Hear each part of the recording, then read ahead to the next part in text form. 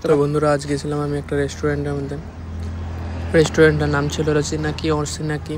এটা ছিল হলো তোমার তরুণীতে। ভিতরের এম্বিয়েন্সটা যেরকম, এটার খাওয়া দাওয়াটাও সেই ছিল বন্ধুরা। তোমরা আসতে পারো এখানটায়, এই রেস্টুরেন্টটা তোমার তরুণীতে পাবা। তো এখানে তোমরা আসতে পারো ইচ্ছা করলে, যে তরুণীর সাইডে থাকো তো এখানে এসে ট্রাই করতে পারো বন্ধুরা। তোমরা দেখে নাও এটার ভিতরে জায়গাটা কিরকম, জায়গাটা সেই ছিল বন্ধুরা। তোমরা ইচ্ছা করলে তোমরা এখানে এসে ফ্রেন্ডদের সাথে বা ফ্যামিলির সাথে এসে টাইম স্পেন্ড করতে পারো, খাওয়া দাওয়া করতে পারো এখান থেকে। সেই ছিল বন্ধুরা এখানটায়।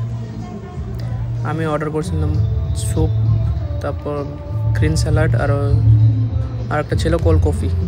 এখান থেকে তোমরা এই স্যুপটা ট্রাই করতে পারো, সেই ছিল সেই টেস্ট বন্ধুরা। তোমরা এখানে আসতে পারো, সেই টেস্ট আছে বন্ধুরা চিকেন স্যুপটা।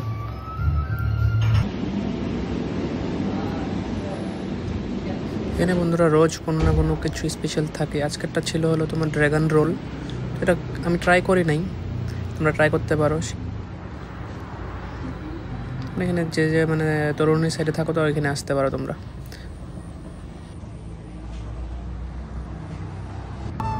এখানে তোমরা যদি চাও বিয়ার জন্য কোনো স্পেশাল এখানে করতে পারবা, বার্থডে পার্টি, তারপর অন্নপ্রাশন, যা ধরনের সব কিছু তোমরা এখানে করতে পারো উপরতলাটার মধ্যে।